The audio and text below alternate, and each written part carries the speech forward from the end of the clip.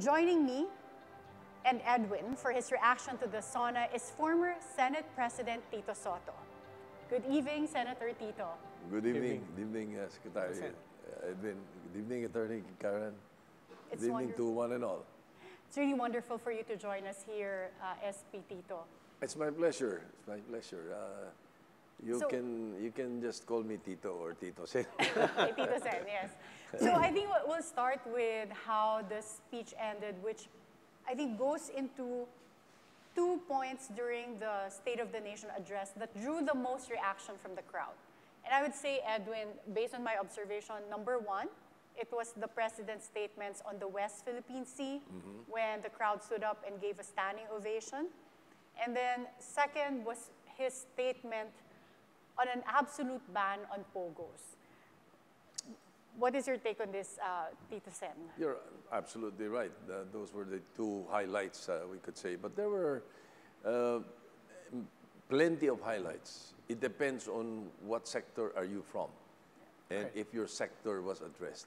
I think that's how it is. But as a whole, I would say that the SONA of the President is a very powerful SONA. The expectations of some quarters were seen or heard. And then, of course, it's the SONA of the President.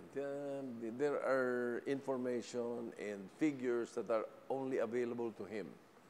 So unless there are other figures that can come out to say that, or to say that the figures are wrong, then the nation will have to accept that. The good thing about what was mentioned is that I noticed that there were good highlights at the start, but the impact was really towards the end.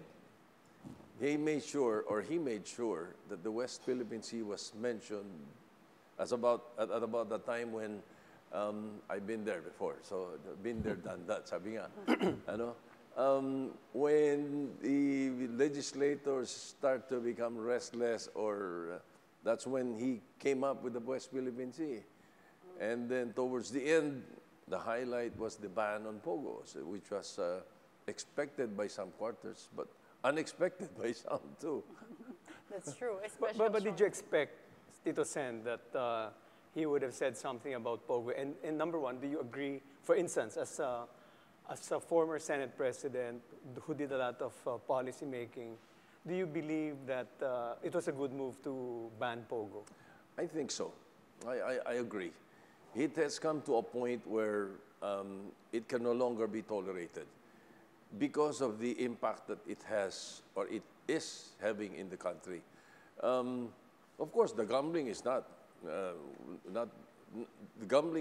at all. No, the offshore gaming is in China. Right. The bettors are in China. It doesn't really affect the Filipino. Right. But the things that happen, or the issues that surround their presence in the country, that is intolerable.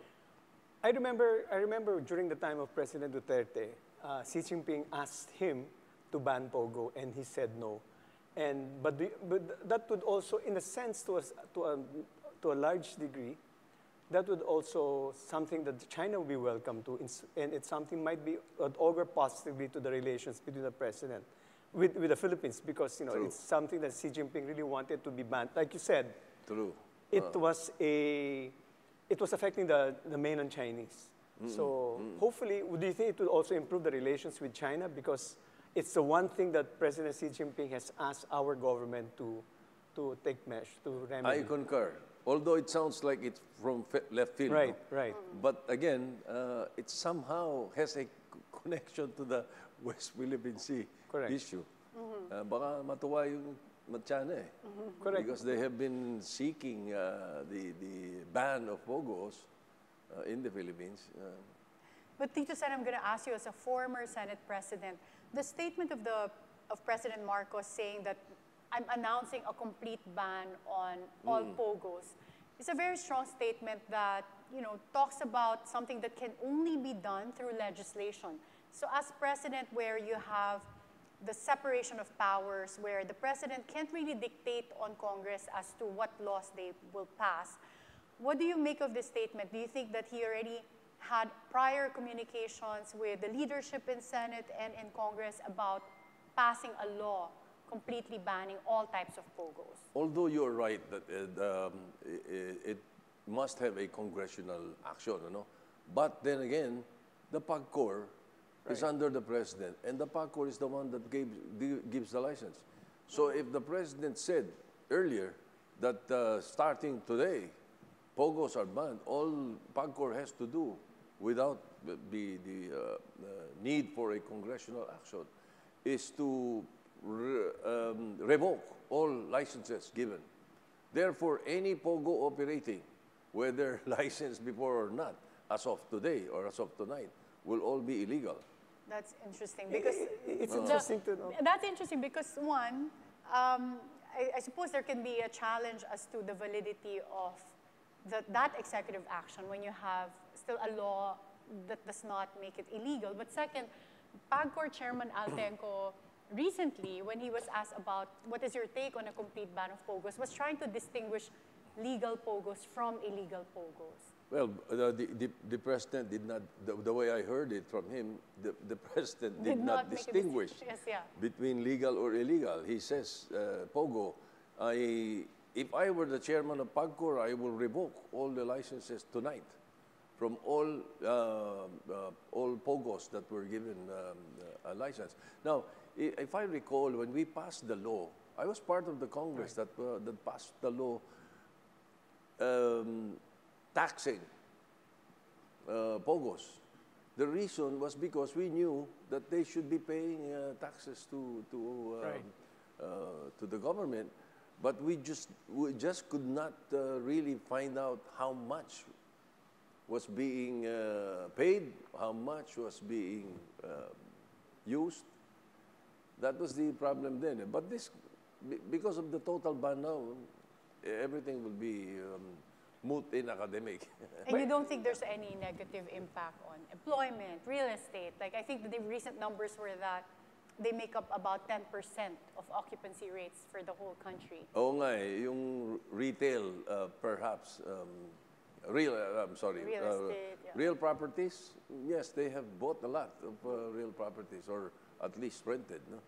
It's interesting to note, Tita Sen, when you said na from the left field itong the pogo, that the two most applauded statements of the president referred to China. One was Philippine Sea, was on, we're standing on our own, our land is, this is ours. The second one is on pogo, which will benefit China because you're taking out one form of gambling in China, mainland China. So it's very, very interesting that the president focused, wittingly or unwittingly, it is a nice gesture, take it or leave it, whether China will agree or disagree with either statements made by the president. Definitely will, I think he will applaud, China will applaud the banning of pogos. Oh, as far as the issue of the West Philippine Sea is concerned, I was very glad that he mentioned the Maritime Zones Act. Right. I filed a Maritime Zones Act before I left Congress in the 18th Congress. I know that it is part of their priority now in the 19th Congress. So hopefully that action would be honored by everyone, especially China. If they had their own 9-dash line, we must be able to come up with our own maritime zones. And we should not leave it to the figures given by UNCLOS. It should not be left to that. We should have and command our own maritime zones. That is the reason I filed the law last Tita Sen, time. I have, before a SONA always, you're asked there, or at least during our time, in every administration, they're asked, ano ba ang pwedeng ilagay sa SONA? In this case, after hearing the SONA, what are the parts do you think na the president could have mentioned, if anything comes to your mind? I think he was able to cover most of what people expected and what was happening and what he plans to do, like agriculture, economy,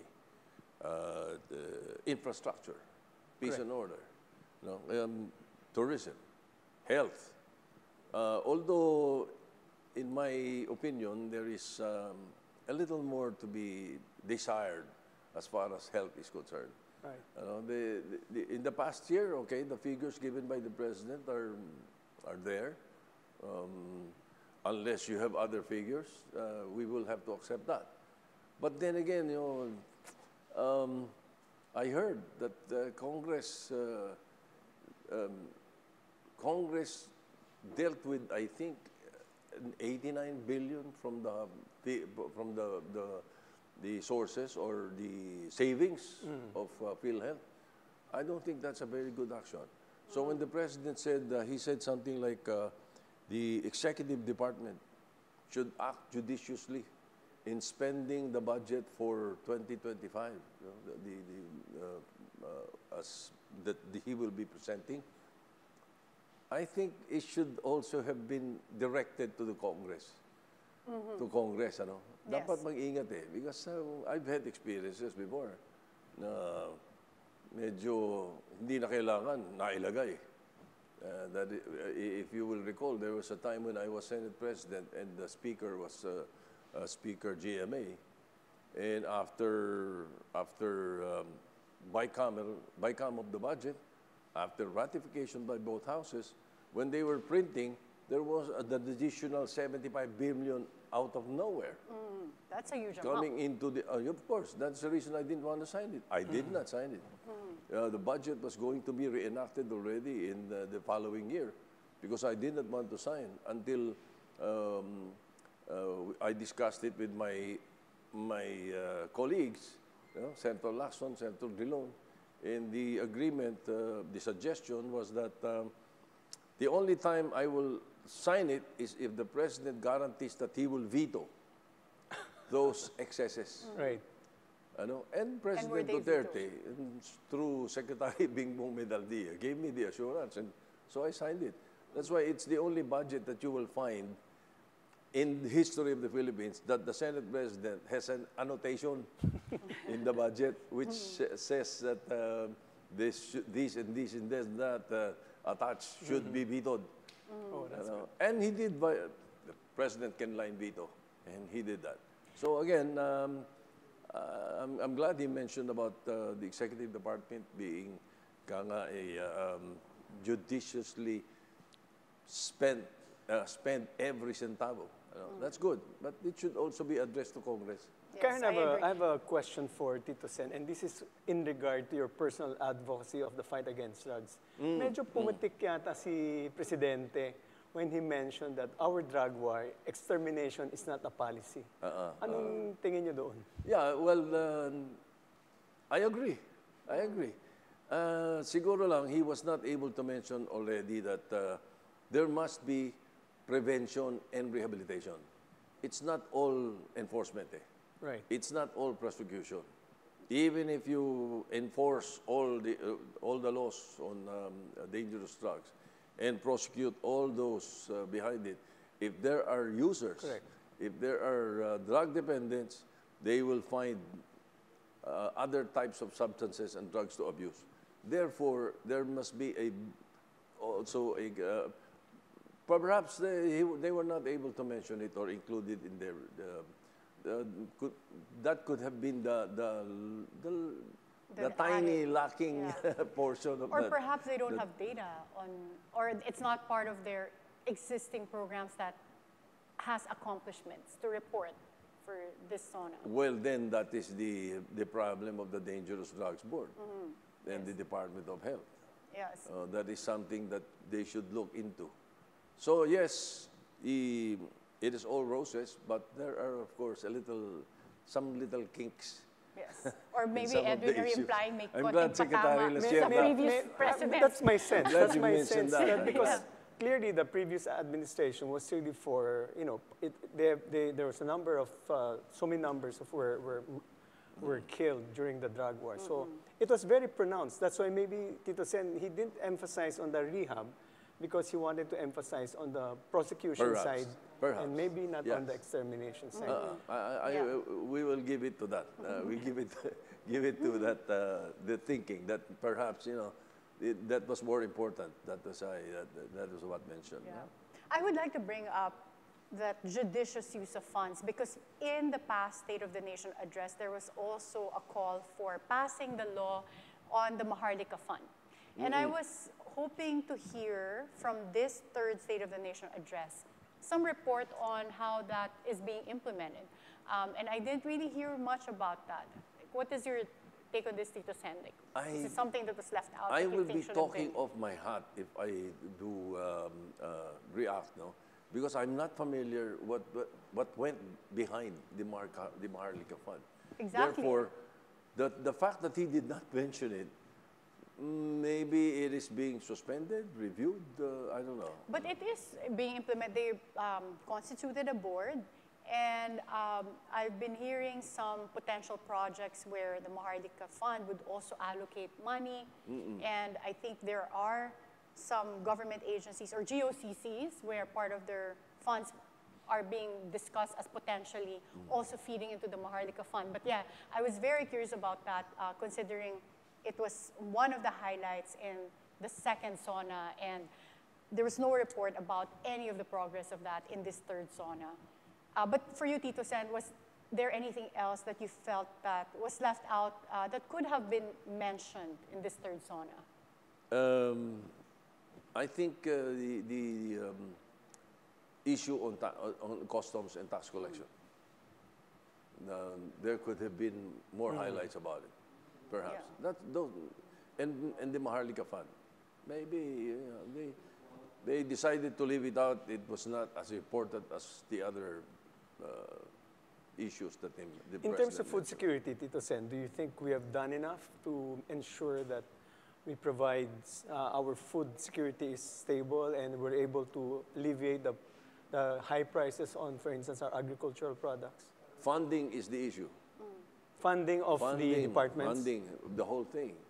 Okay. Whether it's the defense, whether it's agriculture, it's funding. I Yeah. think there should be it should be prioritized. Well, I noticed that a lot of time was spent on agriculture in this SONA. It made up, like, I think more than 1/4 of the SONA. He started with agriculture and gave out a lot of the initiatives that they have. But I guess my question is, based on everything that the president said, do you feel that it had substance?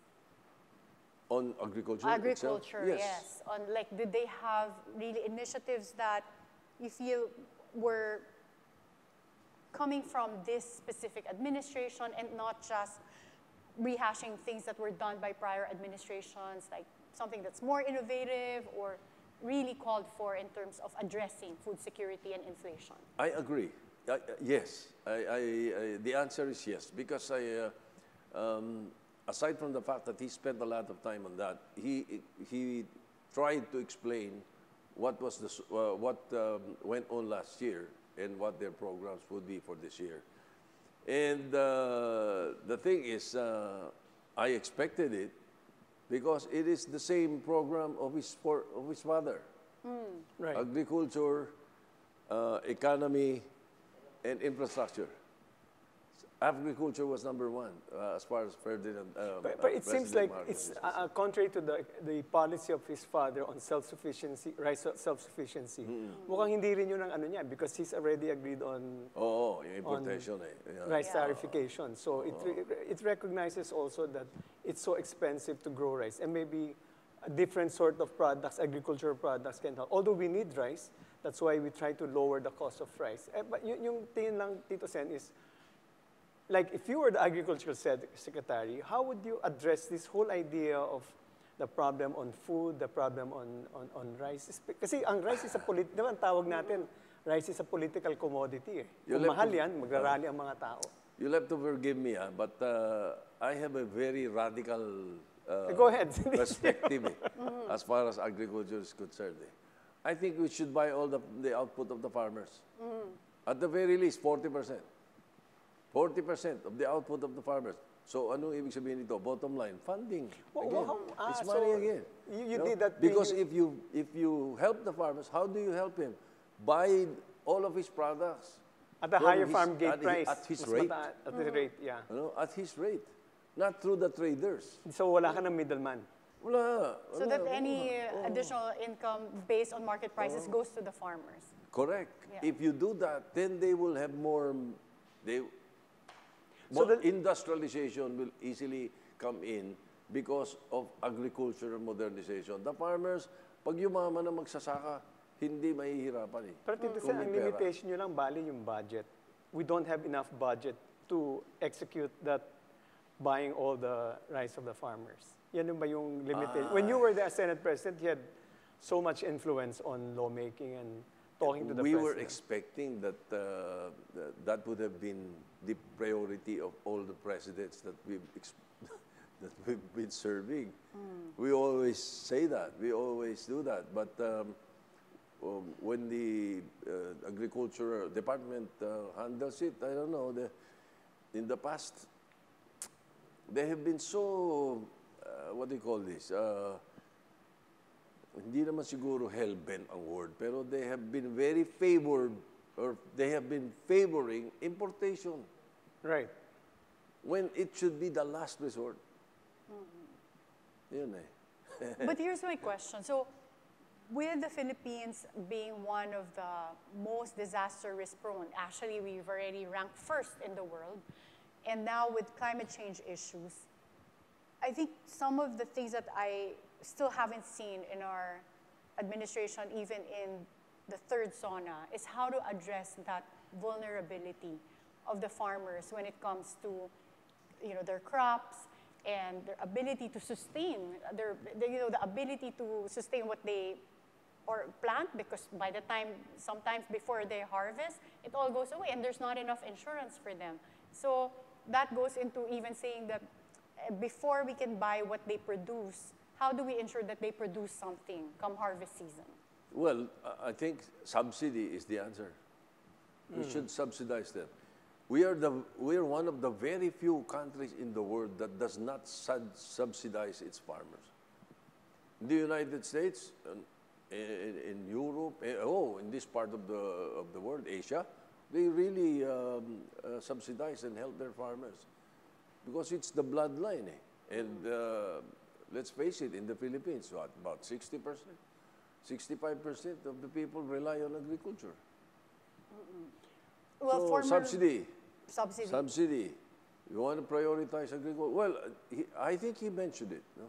The president mentioned it. The Right. president has mentioned what they have been doing this year. Let's hope that it materializes for the following year. Former President Marcos, during his time, didn't have the CARP law or the Comprehensive Agrarian Reform Law in place during his time. So there were opportunities for economies of scale.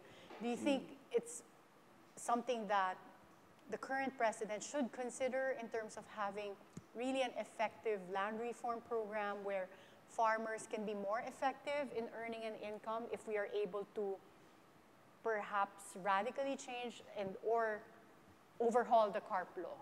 Or do you think this is too unpopular? No, Tito at the Sen? very least, I think it should be reviewed. It should be reviewed. There should be massive public hearings nationwide, Luzon, Visayas, Mindanao, and see how it could be effective. And dami, in many areas that are complaining about it. Well, Edwin, do you have any Yeah. other questions? Because No. I was going to ask Tito Sen, what would be your key takeaways from this third SONA, and what are your expectations this coming year based on the third SONA of the President?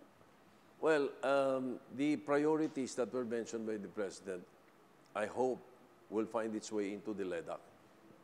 And I hope that the Congress deals with it judiciously, Right. especially when it comes to the budget. So with that, I think it's pretty much covered most of what the people expect, or some of us expect. Thank you, former Senate President Tito Sotto. My pleasure, Your ma'am. Thank you insights very were really much. valuable. Bilyonaryo.com or Bilyonaryo News Channel is a brother of ours because of Signal and TV. Yes, yes. Yes, that's true. So- So we're very happy, and we hope to see you more here at Bilyonaryo News Channel. Sure, my pleasure. My honor and pleasure. Before he runs for Thank public you, office. Attorney Karen. Yes, oh, no, Secretary even as Lacierda, senator, thank of you. course. Thank Thank you yes. very much to everyone. Thank you. And that concludes our SONA coverage. Thank you, Edwin, for co-anchoring the SONA 2024 and the Bilyonaryo News Channel special coverage. And thank you also, Karen, for Bilyonaryo to invite me as a co-anchor. Thank you, Tito Sen, for your wisdom. Thank you for watching. Bilyonaryo News Channel is available on Free TV Channel 31 and Signal TV Channel 24. You can also visit our website, bnc.ph. Bilyonaryo News Channel, always on top.